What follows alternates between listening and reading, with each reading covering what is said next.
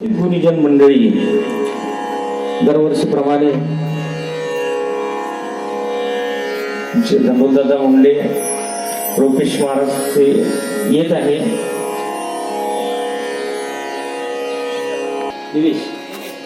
हरिभक्त दिवेश महाराज आदी सर्व मंडळी या ठिकाणी आणि साऊंड सिस्टीम जे आहे ते दरवर्षीप्रमाणे उत्कृष्ट अशी साऊंड सर्व्हिस या ठिकाणी कार्यक्रमाचं तिसरं आहे. आणि या कार्यक्रमाची निर्मिती जी आहे शिवजयंतीच्या उत्सवातूनच या कार्यक्रमाची एकंदरीत निर्मिती जी आहे ती निर्मिती आणि याच्यामध्ये संयोग असा आहे की तुकाराम बीज जगद्गुरु तुकोबरा यांची बीज उत्सव आणि पात्रता जी आहे श्रीमंत भागवताच्या चिंतन आणि परिशीलन जे आहे त्या परिशीलनानं मानवाला एकंदरीत लाभत असते.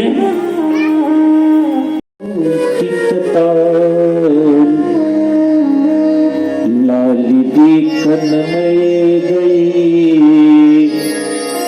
मैं भी हो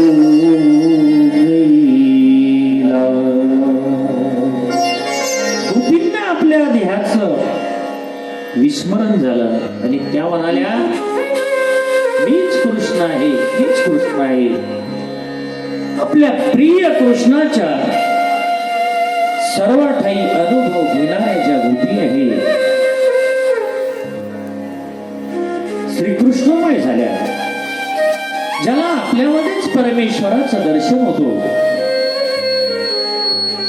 तो जीव परमेश्वराशी एक रूप जे आहे एक रूप झाल्याशिवाय राहत नाही. आणि आपल्या आतच त्याला परमेश्वर आपल्या आतमध्ये त्याला परमेश्वर दिसतो. तो जीव मग परमेश्वरापासून निराळा राहू शकत नाही. परमेश्वरापासून तो निराळा राहू शकत नाही. ऋण अग्नी मिळे समरस झाले तैसे नामे केले जपदा हरी. तो निराळा राहू शकत नाही. तो ईश्वरामध्ये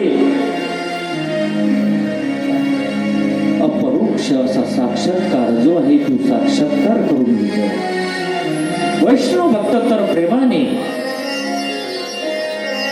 परमेश्वराचा अपरोक्ष असा साक्षात्कार जो आहे तो अपरोक्ष साक्षात्कार करून घेतात. अशा प्रकारे भागवत शास्त्र जे आहे ते कशासाठी आहे?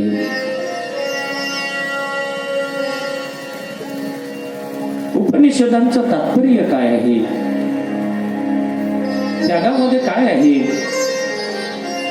भागवत कशासाठी आहे? भागवताचं वेगळेपण आगळेपण कशासाठी आहे?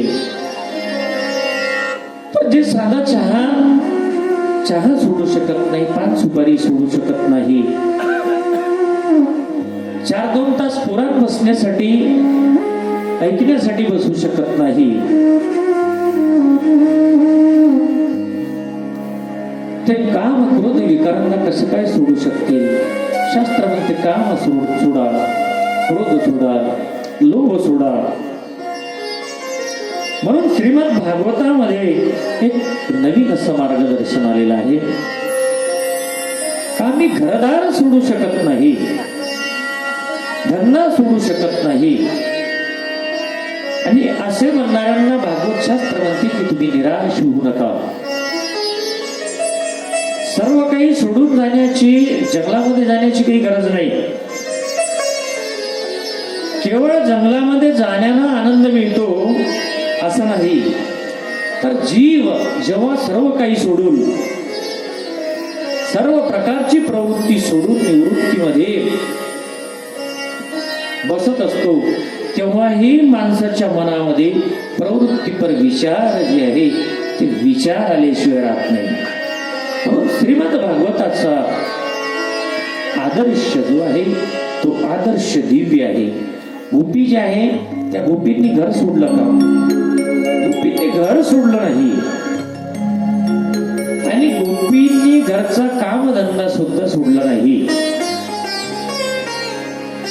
आणि स्वधर्माचा त्याग सुद्धा त्यांनी केला नाही. स्वधर्माचरण जे आहे म्हणजे आपला जो धर्म आहे त्या धर्माचं आचरण केलं. आणि धर्माचं जर आचरण केलं नाही तर काय होते? अधर्मा विभव कृष्ण प्रदुष्यंती कुलस्त्रिया स्त्रीषु दृष्टा सुवासनेरिय जायते वर्णसंकरा. वर्णसंकर जे आहे ते वर्णसंकर सावूत राहत नाही. म्हणून धर्म जो आहे धर्माप्रमाणे वागलं पाहिजे. मग धर्म म्हणजे काय? आमच्या माऊलींनी फार सोप्या भाषेमध्ये धर्माची अशी व्याख्या केली की वडील जे जे करीती तया नाम धर्म ठेविती. वडील म्हणजे काय? संत मंडळी जी आहे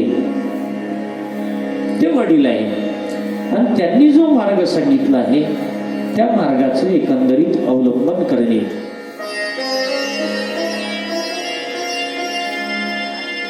ते ज्या मार्गाने गेले जावे त्यांच्या मागे मागे संत गरजुनी या सांगे. त्यांनी जो मार्ग सांगितला त्या मार्गाचा येथे ठेवोनी विश्वास, येथे ठेवोनी विश्वास, चित्ती करावा ध्यास, येथे ठेवोनी विश्वास, येथे ठेवोनी विश्वास, चित्ती करावा अभ्यास, चित्ती करावा अभ्यास, गरजून याचा संत, गरजून याचा सांगे संत, गरजून याचा.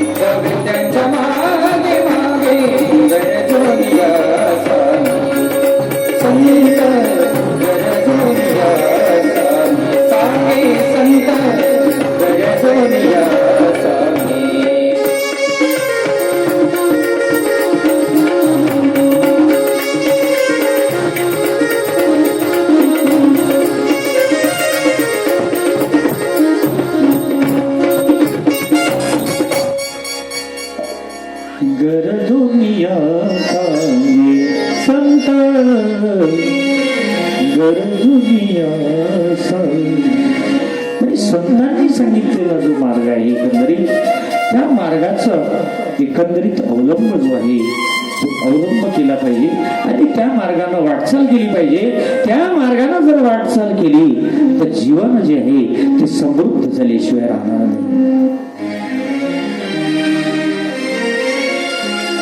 तापत्रय विनाशाय श्रीकृष्णाय वयं नमः.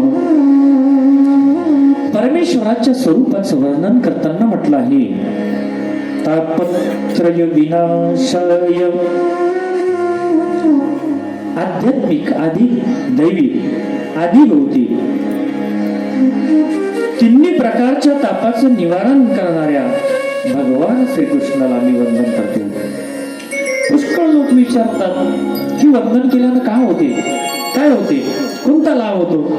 तर वंदन केल्यानं पाप जे आहे ते पाप जळून गेल्याशिवाय राहत नाही. आणि म्हणून प्रथम श्री गणेशाय नमः गणपतीला वंदन केलाय पहिली, नाही का? मग राधाकृष्णाला वंदन केलाय. गणराया रे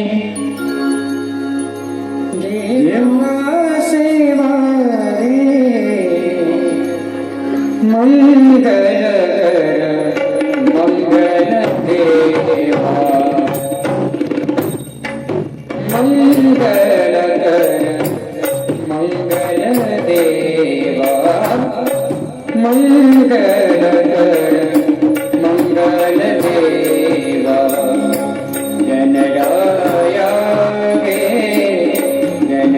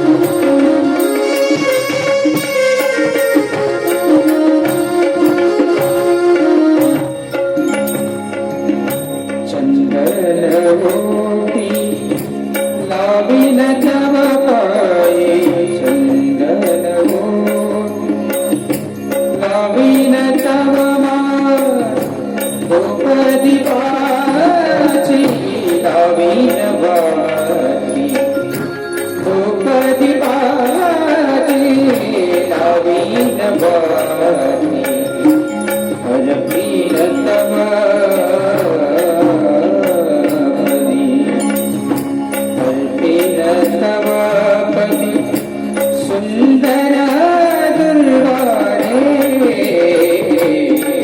मंगल कर मंगल देवा मंगल कर मंगल देवा गणराया गे गणराया गे गणराया गे हे बाबा सेवा रे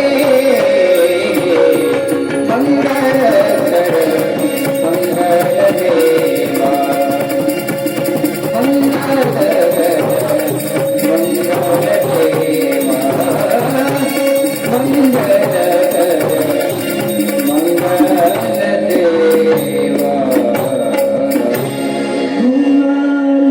कर मंगल देवा श्री गणेशाय नमः. मौलींनी नमन केलाय. ओम नमो जियाद्य वेद प्रतिपाद्य जय जय संसविद्य आत्मरूपा देवा तुझी गणेशो सकलार्थमती प्रकाशो मनी निवृत्तिदासु अवधारियो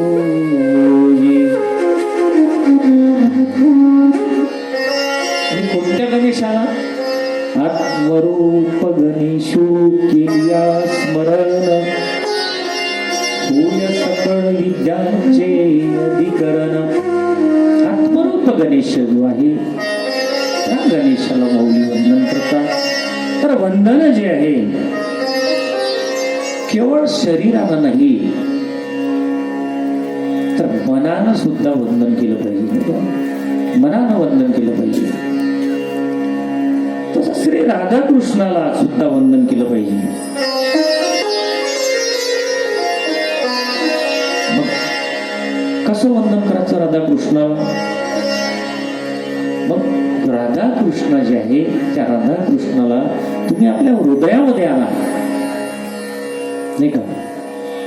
मग जर हृदयामध्ये आपण जर आणलं, रामाला आणलं, कृष्णाला आणलं, तर मग मी हृदयामध्ये असता राम सर्व सुखाचा राम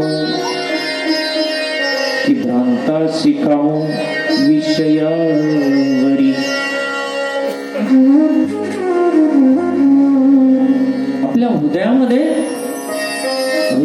राम आहे, पण आपण तो सोडून देतो आणि इतरत्र मात्र शोधण्याचा एकंदरीत प्रयत्न करतो. म्हणून राधाकृष्ण हृदयामध्ये आणा आणि मग त्याला प्रेमाने नमन करा. नमन जे आहे ते नमन देवाला बांधून टाकते. दुःखामध्ये जो साथ देतो तो ईश्वर होईल आणि सुखामध्ये जो साथ देतो तो जीव होईल.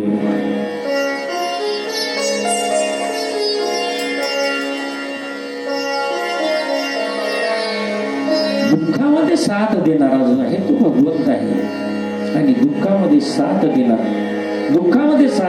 भगवंत आहे आणि सुखामध्ये साथ देणारा जो आहे तो आहे जीव. ईश्वर जो आहे तो नेहमी दुःखामध्ये साथ देतो आणि म्हणून ईश्वर जो आहे तो ईश्वर वंदनीय आहे. पांडव जोपर्यंत दुःखामध्ये होते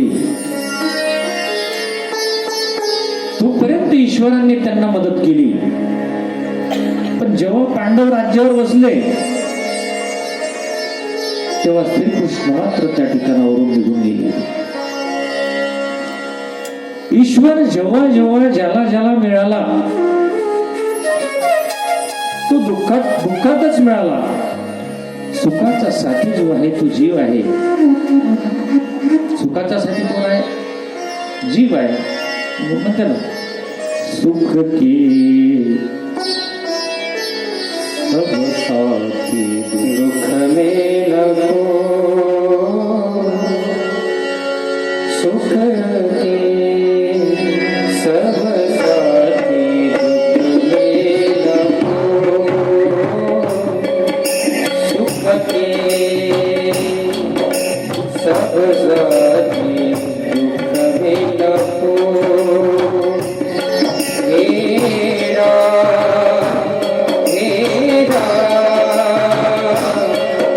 रहा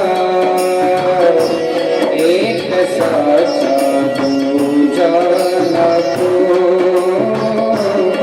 सुख के सब साथी दुख में नको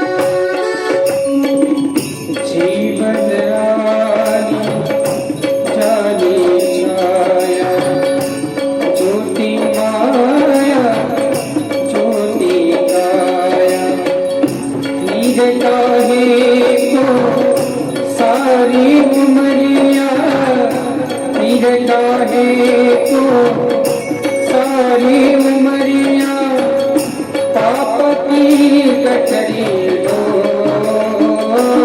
सुख के सब साथी दुख में रखो सुख के सब साथी दुख में रखो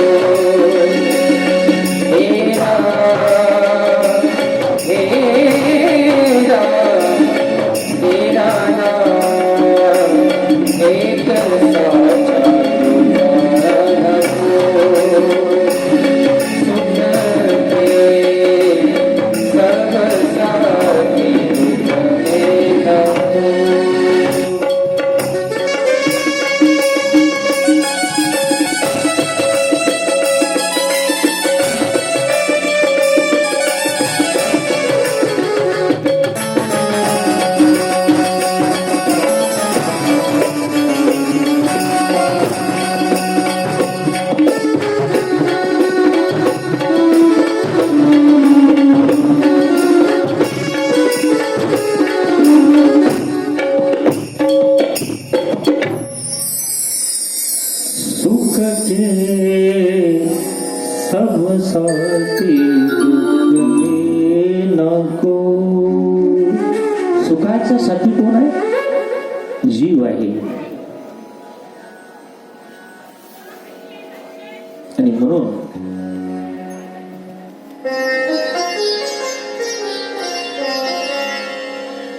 अशा प्रकारे हे भागवत शास्त्र जे आहे, आपला वेळ पण झालेला आहे, सर्वाचा विचार करून भगवान व्यासजी जे आहे त्या व्यासांनी ही कथा रचली आहे. श्री व्यासांचं म्हणणं हे आहे की जे काही या भागवतात नाही ते अन्य कोणत्याही ग्रंथामध्ये नाहीये. जे भागवतात आहे तेच अन्य ग्रंथामध्ये आहे. पण भागवत शास्त्र कसं आहे? मंथुनी नवनीता तैसे गे अनंता, म्हणजे लोण्यासारखं हे शास्त्र आहे. एकंदरीत भागवत शास्त्र हे परिपूर्ण नारायणाचं स्वरूप आहे आणि अतिशय दिव्य असं स्वरूप आहे.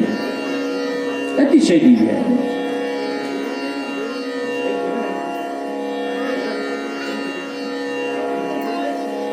तर कसं आहे, व्यासाच्या आश्रमामध्ये एकदा गणपती महाराज जे आहे ते गणपती महाराज प्रगट झाले. व्यास गणपतीला म्हणतात, घेऊन या. व्यास गणपतीला म्हणाले, मला भागवत शास्त्राची रचना करायची आहे, पण ते कोण लिहिल? गणपती म्हणाले, फार चांगले झाले, मला आनंद झाला, मला आनंद झाला, आनंद वाटतो. मी लिहिण्यासाठी तयार आहे, पण माझी एक अशी अट आहे की मी एक क्षणही रिकामा राहणार नाही. जो रिकामा राहत नाही ना, त्याच्या घरी जो कानी राहते तिथं रिद्धी सिद्धी आपोआप पाणी भरते. राष्ट्रसंत तुकडोजी महाराज सुद्धा म्हणतात, रिकामा रिकामा कधी वेळ, रिकामा कधी वेळ घालवू नको रे. क्षण जो आहे माणसाचा फार मौल्यवान आहे. समय धन आहे, टाइम इज मनी. म्हणून वेळ जी आहे, वेळेची किंमत जी आहे ती वेळेची किंमत कळली पाहिजे. मी लिहिण्यास तयार आहे, पण माझी एक अशी अट आहे की मी एक क्षणभरही रिकामा बसणार नाही. आणि गणपतीचं वाहन काय आहे? उंदीर. आता गणपती किती किलोचा? हो, गणपती किती किलोचा? 50 किलोचा धरा. आपल्या एवढा जरी एक साधारण जर पकडलं 50 किलोचा गणपती. आणि उंदीर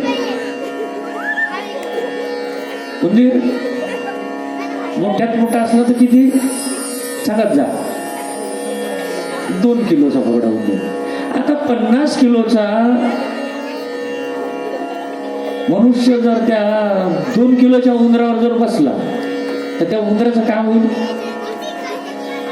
का होईल उंदराचं? भरीत होईल ना त्याचं उंदराचं.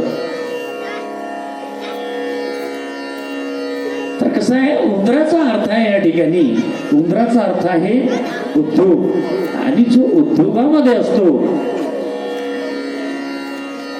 त्याची सिद्धी आणि बुद्धी ही दासी बनत असते. म्हणून सतत जो उद्योग करणार आहे,